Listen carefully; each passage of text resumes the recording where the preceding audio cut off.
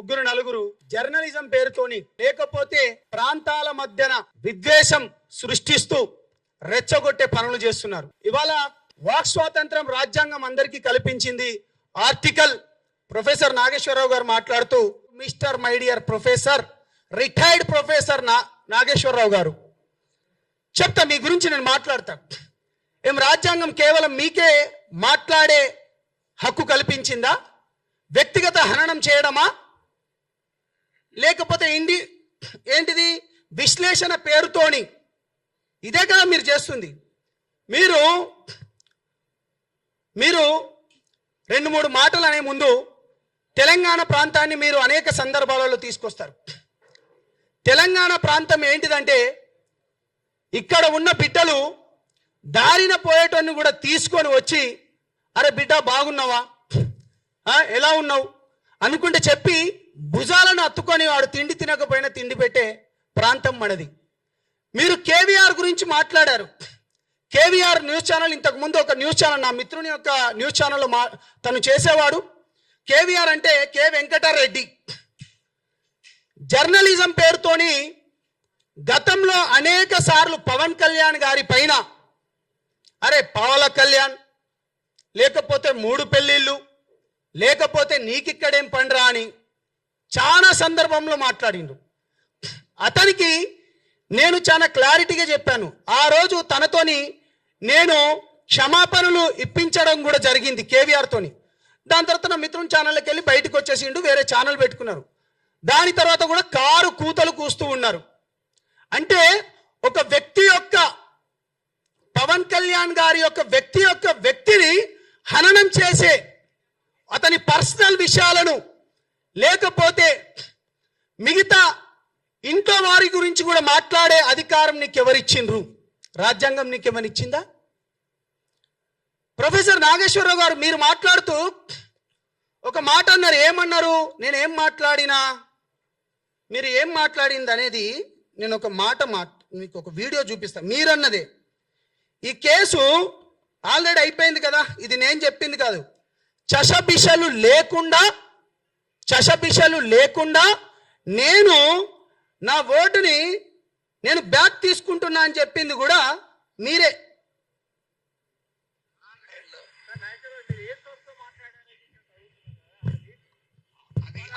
నేను చేసిన comments already withdraw చేసుకున్నాను.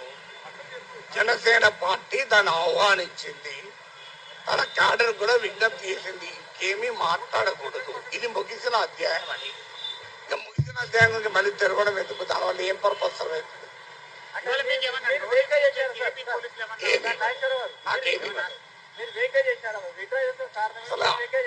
అంటే విడుదల ఉపసంహరించిన వ్యాఖ్యల పైన నేను మాట్లాడాను. రైట్ అన్నా, ఈ మాటలు నేను మాట్లాడింది కాదు. చషబిషలు లేకుండా నేను నా వాక్యాలను వెనక్కి తీసుకుంటున్నాను, ఇక పైన నేను దీనిపైన మాట్లాడను అని చాలా క్లియర్గా, పెద్ద మనిషి, వయసులో పెద్దవాడు, ప్రొఫెసర్గా కూడా చేసి రిటైర్మెంట్ అయిన వాడు, ఒక వ్యక్తి ఒక పార్టీ పైన తన వాక్యాలు వెనక్కి తీసుకుంటున్నానని చెప్పిన మనిషి కొంతమంది చిల్లర బ్యాచ్ గాళ్ళతోని ఏ విధంగా పెడతారు మీరు ప్రెస్ మీట్? అక్కడ మీరు ఏ విధంగా పెడతారు ప్రెస్ మీటు? తిరిగి ప్రాంతాల మధ్య విద్వేషం రెచ్చగొట్టడమేనా మీ పని? లేకపోతే ప్రాంతాల మధ్యలో చిచ్చు పెట్టి మీ వెనక ఎవరున్నారు, ఎవరితోని మాట్లాడిస్తున్నారు? ప్రొఫెసర్ నాగేశ్వర్, నేను నిన్ను నాగేశ్వరరావు గారు అనను. పవన్ కళ్యాణ్ గారిని నువ్వు ఏకవచనంతో ఎప్పుడైతే పిలిచినావో నువ్వు నీ మర్యాద కోల్పోయినావు. నువ్వు ఛానళ్ళకు పోయేటప్పుడు కూడా మీడియా మిత్రులందరూ నాకు తెలిసిన వాళ్ళు కాబట్టి వాళ్ళు కార్లు పెట్టాలి, నీకు టిఫిన్లు పెట్టాలి, దాని తర్వాత వాళ్ళ దగ్గర నుంచి కొంచెం సమ్ అమౌంట్ కూడా తీసుకొని నువ్వు మాట్లాడేటోనివి. నువ్వేం మేధావి బై? నువ్వెక్కడి మేధావి? నీ మేధావితనం ఎక్కడుండాలి? రైట్, ఇది కూడా మాట్లాడదాం.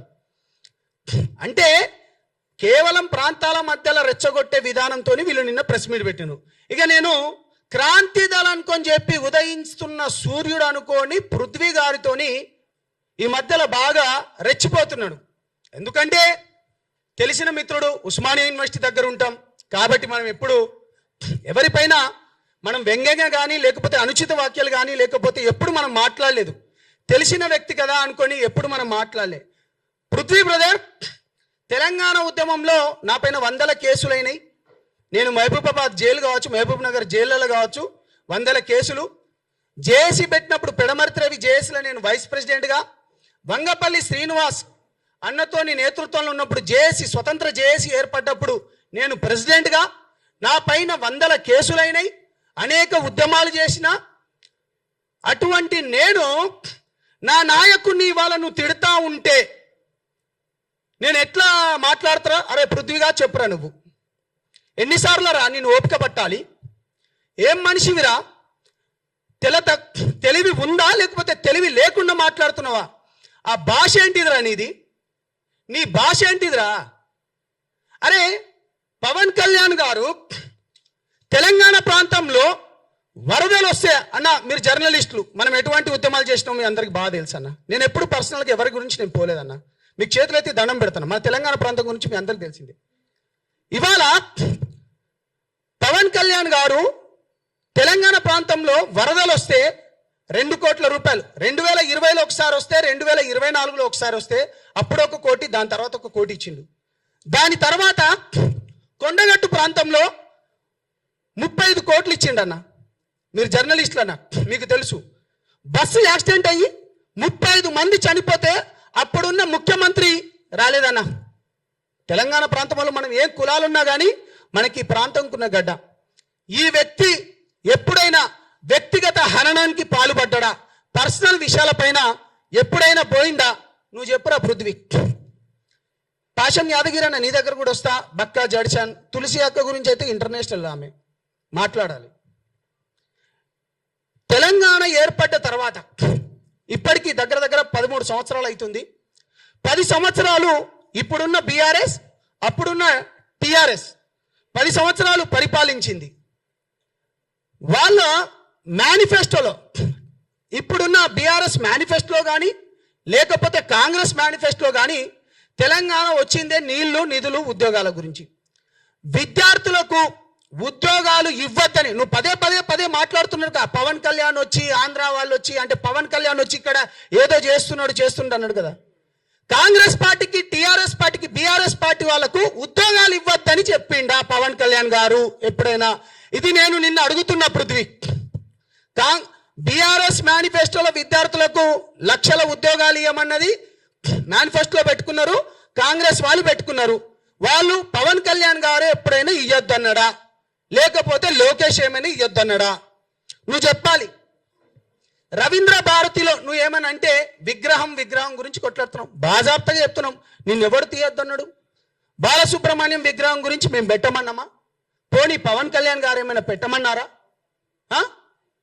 నువ్వు ఏమైనంటే విగ్రహాల గురించి ఏం రేవంత్ రెడ్డికి పవన్ కళ్యాణ్ గారు ఫోన్ చేసి నువ్వు బాలసుబ్రహ్మణ్యం విగ్రహం ఏమైనా పెట్టొద్దన్నాడా? నువ్వు దానిపైన మాట్లాడరా? రే పృథ్వీ, నేను ఎప్పుడు నీ గురించి ఎప్పుడు అమర్యాదగా మాట్లాడలే పృథ్వీ గారు. నా నాయకుని పైన మీరు ఈ విధంగా మాట్లాడతారా? మనం కొట్లాడతాం. తెలంగాణ రాష్ట్రం ఏర్పడ్డ తర్వాత నువ్వు పవన్ కళ్యాణ్ వల్లనే అంటున్నారు కదా మీరందరూ.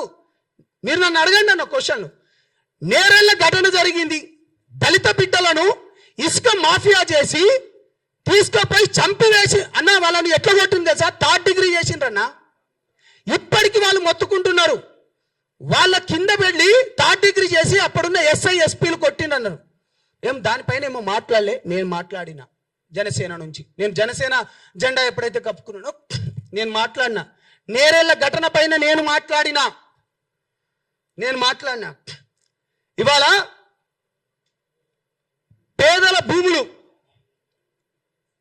ఎస్సీ ఎస్టీ బీసీల భూములు ఆడ ఫార్మాసిటీ పేరుతోని, గత ప్రభుత్వం ఫార్మాసిటీ, ఇప్పుడున్న ఫ్యూచర్ సిటీ అని చెప్పి ఆ లంబాడి, ఆ బీసీ బిడ్డలై, యాదవ గౌడ బిడ్డలై, లేకపోతే మాదిగా మాల బిడ్డలై భూములు లాక్కోపోతా అంటే ఏడపన్నవరా పృథ్వీ?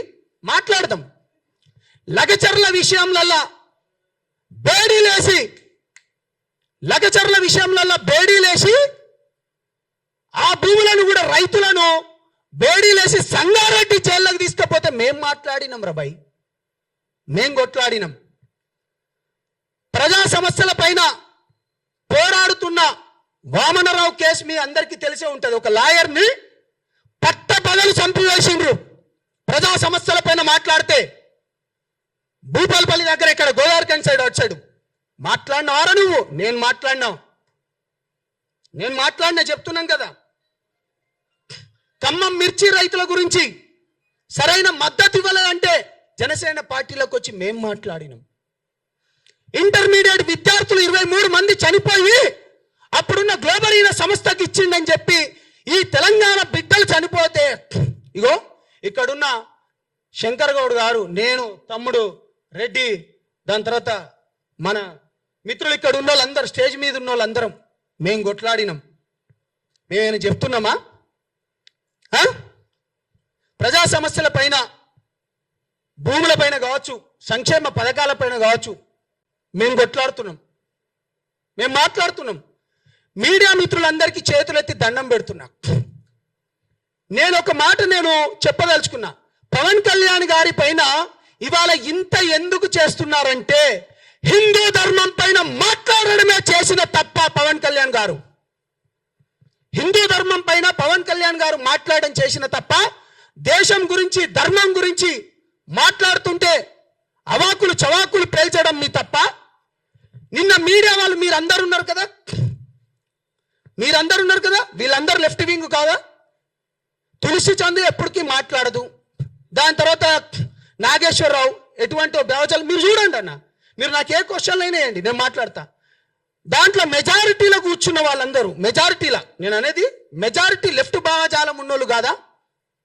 మీరు దేశం పైన, ధర్మం పైన కొట్లాడటానికి సౌత్లోకి వెళ్ళి పవన్ కళ్యాణ్ గారికి మంచి ఆదరణ వస్తుందని చెప్పేసి అందరినీ ఏకఛత్రాధిపత్యం పైన నడుపుతున్నాడని ఇంత కుళ్ళెందుకురా బాబు మీకు? నువ్వు హెరిటేజ్లను దాడి చేస్తున్నావు, చేసుకోరా భయ్, మాకేముంది?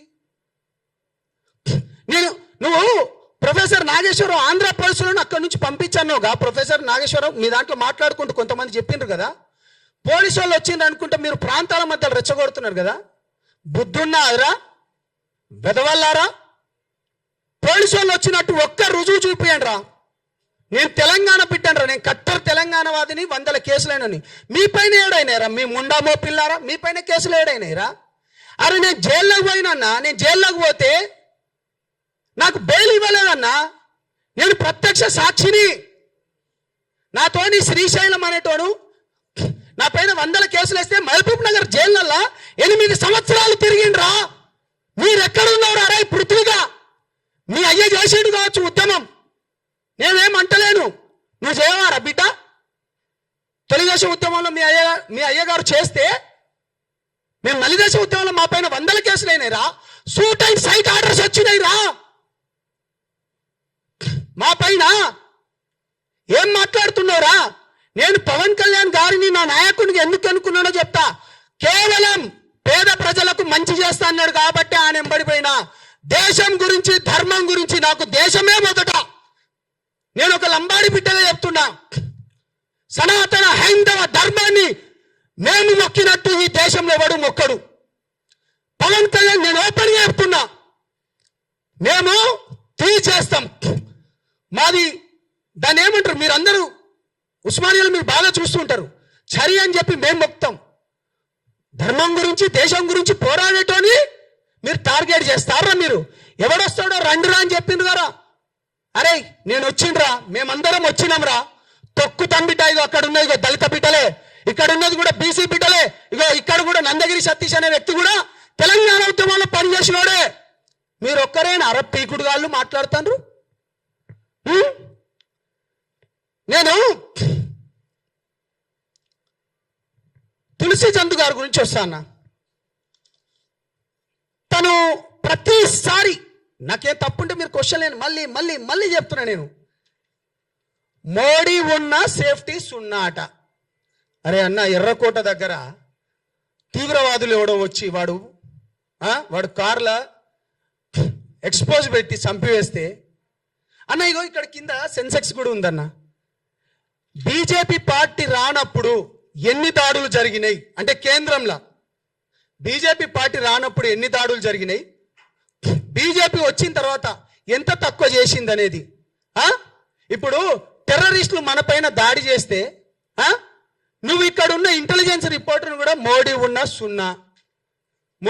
సున్నా. దాని తర్వాత ఏంది, పహల్గామ్ దాడి జరిగితే మోడీకో బోలో, ఇంకేంది పహల్గామ్ టెర్రర్ అట, మోడీకో బోలో అట. అరే మన పక్కనున్నోనికి అన్న, మీ అందరికి తెలుసు, మీరందరూ ఉస్మానియాలో అన్న, మీ అందరికి తెలుసు, మన పక్కనున్నోనికి తెలియడానికి ఏమైనా అయితే మనం ఉరికిపోతాము.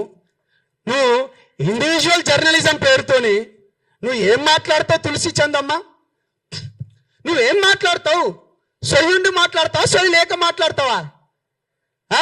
లేకపోతే ఆపరేషన్ సింధూర్ పైన విద్వేష వైరస్ కు కొత్త ఆపరేషన్ అట. ఏంటిది ఇది? ఏం జర్నలిజం చేస్తున్నావు నువ్వు? ఏం మాట్లాడుతున్నావు అమ్మా? అదేవిధంగా గౌరవనీయులు పాషం యాదగిరి అన్న, ప్రొఫెసర్ నాగేశ్వరరావు గారిది నేను ఎక్కువ వీడియోలు నేను చూడను, కానీ నీది నేను మంచిగా చూసేటోనన్నా. నువ్వు మాట్లాడితే చాలా మంచిగా మాట్లాడతావు. ఎందుకంటే గత ప్రభుత్వంలో ఉన్నప్పుడు కూడా ఏంది అప్పుడున్న ముఖ్యమంత్రులు కూడా ఏ విధంగా మాట్లాడతారో, ఏ విధంగా పనులు చేస్తామని చెప్పేటోను. నీకు కాటికి కాలు చాపుతున్నావు నువ్వు కూడా ఇట్లా మాట్లాడడం పద్ధత అన్న? నువ్వు గౌరవం ఉందా అన్న? నువ్వు మాట్లాడే ఏమైనా ఇంగిత జ్ఞానం ఉందన్నా? నువ్వంటే నాకు గౌరవం ఉందన్నా, బుద్ధి ఉండాలి కదరా అన్న. నీకు ప్రేమతో అంటున్నా, అరే రా అని అడ్జస్ట్మెంట్ చేసుకో, ఏం కాదు. మా అధ్యక్షుడి గురించి అన్న కాబట్టి. అరే పాషం యాదగిరి అన్న, ఏం మనిషిరా అన్న నువ్వు? 5 పెళ్ళిళ్ళు చేసుకో, నిన్నెవడు చేసుకోవద్దన్నాడు? రాజ్యాంగబద్ధంగానే చేసుకున్నాడు గారా. ఏంద్రా ఈ పెళ్లిల గోల? ప్రతిసారి ముండా కొడుకులకు అరే మొగోడు చేసుకున్నారు రా, బాజాప్తగా చెప్తున్నా, తెలంగాణ ముచ్చట్లే చెప్తానా. ఏంద్రా మీ బాధ? రాజ్యాంగం ప్రకారమే చేసుకున్నాడు. ఏనంటే 3 పెళ్ళిళ్ళు. అరే వేషాలు వేసేటోళ్ళు, బూడిదలు పూసుకునేటోళ్ళు నీకొద్దన్నమన్నా. తెలంగాణ ఉద్యమంలో నేను తెలంగాణ సినిమా ఆర్టిస్ట్ అసోసియేషన్గా నేను పనిచేసిన, నేను జనరల్ సెక్రటరీగా ఉన్నా, అనేక మందికి నేను కార్డ్స్ ఇచ్చిన, నేను రియాలిటీ షో కూడా చేసిన. మరి తెలంగాణ వచ్చినప్పుడు ఇదే రసమై బాలకిషన్ అన్న అప్పుడు ఒక మంత్రిగా ఉండేటోడు 7 ఎకర్ల మీటింగ్ కూడా జరిగింది. అప్పుడు నాగార్జున గారు, చిరంజీవి గారు కూడా వచ్చింది అనుకుంటా. దాని తర్వాత చాలా మంది హీరోలు వచ్చింది. తెలంగాణ ఆంధ్ర ప్రాంతం విడిపోయినప్పుడు ఇది మీకు తెలవాలి కాబట్టి చెప్తాను. ప్రతిసారి సినిమాలు మీవి, బూడిదలు మీ తెలవాలిరా భయ్. మీకు 300 కోట్లు ఉండే అప్పుడు తెలంగాణ మన తెలుగు ఫిలిం ఛాంబర్లో. అప్పుడు అది ఏపీ ఫిలిం ఛాంబర్ అని ఉండే. 300 కోట్లు ఉంటాయన్నా, మీకు తెలవాలి. నేను చెప్పిన, అరే మీరు 150 కోట్లు తీసుకోండి, మేము 150 కోట్ల లెక్క తీసుకుంటాం.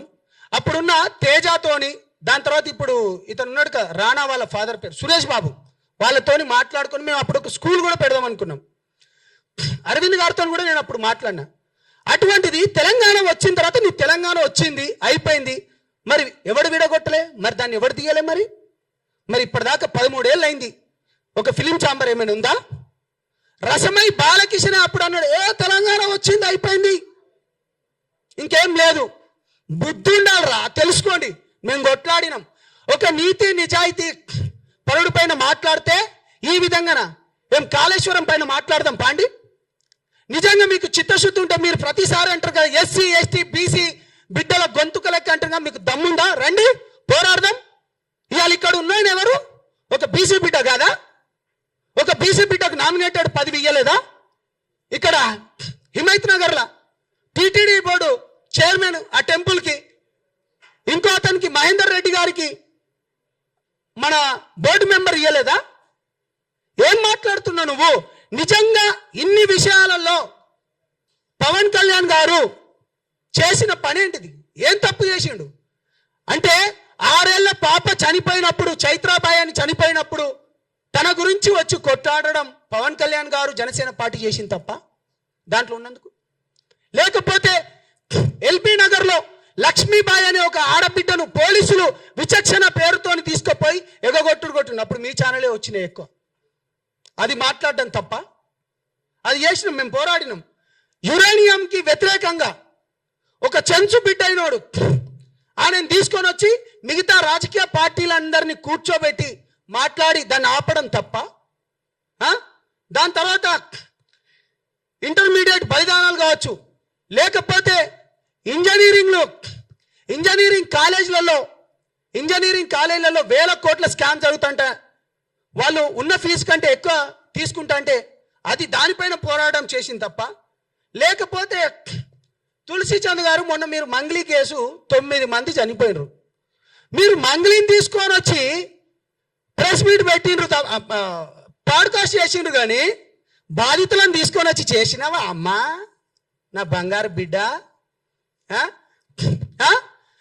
మీరు బాధితుల తరపున మీరు ఎప్పుడు లేరు. 9 మంది చచ్చిపోతే కొట్లాడింది నేను. మేం పోయి అక్కడున్న తమ్ముడు గిరిజన సంఘాల నుంచి అశోక్ కానీ, లేకపోతే సేవాలాల్ సేన మైదాన ప్రాంతం వాళ్ళు మన రఘురాం కొట్లాడిండు. ఎప్పుడైనా నువ్వు కొట్లాడినవా అమ్మా? ఏం మాట్లాడుతావమ్మా నువ్వు?